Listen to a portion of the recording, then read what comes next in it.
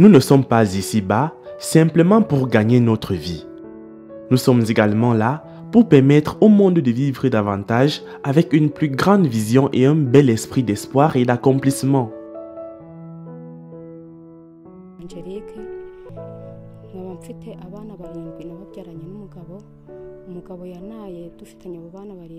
Elle s'appelle Angélique et est la mère de ses 7 enfants. Le premier-né de la famille souffre d'un cancer et c'est sur la tête de cette mère de subvenir aux besoins fondamentaux de ses 7 enfants car le père les a abandonnés il y a 8 mois après que le premier-né ait commencé à souffrir de ce cancer. Cela fait 2 ans que le jeune garçon de 16 ans souffre de cette maladie et sa mère n'a jamais pensé que la situation serait aussi pire car cela a commencé comme une petite tumeur et elle a immédiatement amené son fils à l'hôpital. Il a reçu un traitement, mais la petite tumeur a continué à gonfler et plus tard, les médecins ont confirmé qu'il s'agissait d'un cancer. Connaissant la maladie exacte dont il souffrait, la prochaine étape était le traitement adapté. Il devait subir une opération à la cuisse, mais il n'avait pas assez d'argent pour mener à bien l'ensemble du processus de traitement. Au moment où elle a pensé que le père et elle coopéreraient et essaieraient d'amener leur fils à l'hôpital, c'est à ce moment-là qu'il les a abandonnés et s'est enfui. Elle dit que chaque fois qu'elle pense à un tel acte aussi lâche, elle se demande comment un parent ferait cela. Pour elle, elle pense que son mari les a laissés pour mourir. Le jour où le père est parti, ils étaient tous choqués. L'ayant vu prendre le vélo ce jour-là pour sortir, elle a peut-être pensé qu'il partait collecter un peu d'argent pour le traitement du garçon. Il a fini de faire ses valises, a pris son vélo et est parti sans dire au revoir. La mère restante avec ses enfants ont attendu son retour en vain. Il n'est jamais rentré. Et cela fait maintenant 8 mois qu'il est parti et ils ont maintenant réalisé qu'il ne reviendra jamais. Les amis, avant de poursuivre, voici la question du jour. Quel est le plus long fleuve du monde? J'attends vos propositions en commentaire et la réponse exacte vous sera donnée à la fin de la vidéo. N'oubliez pas également de liker la vidéo si elle vous plaît et de vous abonner sur James 2.0. La vie est maintenant difficile depuis le départ du père.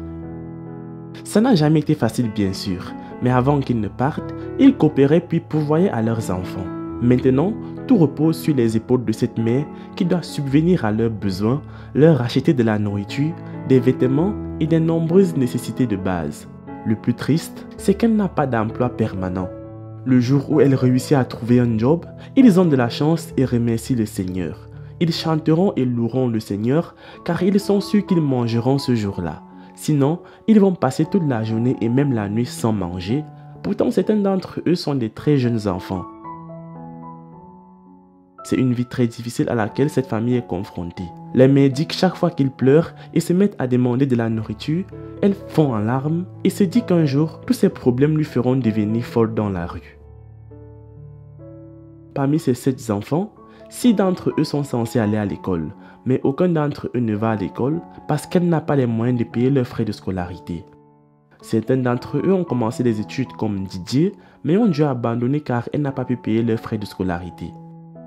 En tant que mère qui doit couvrir tous les besoins quotidiens, elle ne fournit pas régulièrement de repas à ses enfants. Cela signifie qu'il lui est impossible de payer les frais de scolarité. Elle aimerait voir ses enfants aller à l'école car ils n'ont rien d'autre à faire. Elle sait que l'éducation est la clé d'un avenir radieux, mais n'a aucun moyen de leur donner cette éducation. Elle dit qu'elle a de quoi s'inquiéter. La maladie de son premier-né lui coupe le sommeil toutes les nuits. Elle rajoute que cela fait presque 1 an depuis la dernière fois qu'elle l'a amené à l'hôpital. Maintenant, elle peut voir qu'il est presque en train de mourir. Il ressent beaucoup de douleurs qui lui rendent inconfortable. C'est tellement absurde que pendant ces années de maladie du garçon, il n'a passé que 3 mois à l'hôpital. Pourtant, il a besoin de consulter des médecins et faire des examens quotidiennement. Il se sent de plus en plus mal de jour en jour car la douleur inimaginable qu'il ressent augmente chaque fois. À l'hôpital, les médecins n'avaient examiné que sa cuisse. Mais il y a quelques mois, il a développé une tumeur au-dessus de la tête. Ce faisant, sa mère a tellement peur et est inquiète qu'il ait aussi un cancer à la tête.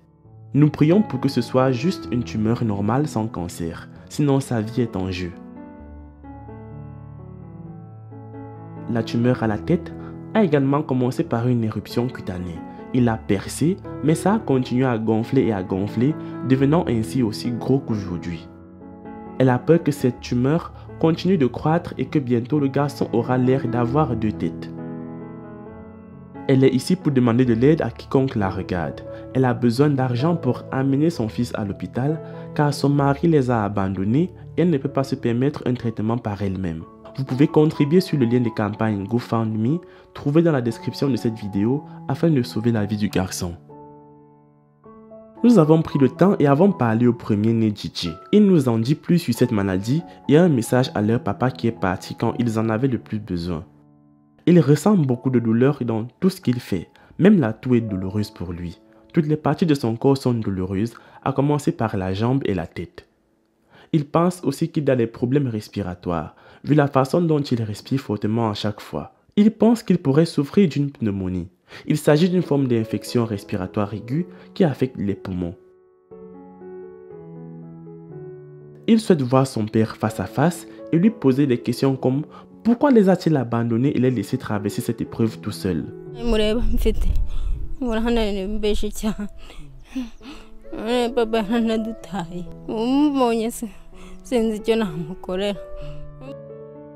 Voyant que sa vie est en grand danger, il demande également au bon samaritain de l'aider à se faire soigner le plus rapidement possible pour que sa vie soit sauvée avant que la situation ne devienne pire que ça. Cette famille de 8 membres a besoin de beaucoup pour survivre. Ils ont besoin de manger, ils ont besoin d'accéder à des soins médicaux. Même les enfants ont besoin de fournitures scolaires pour retourner à l'école.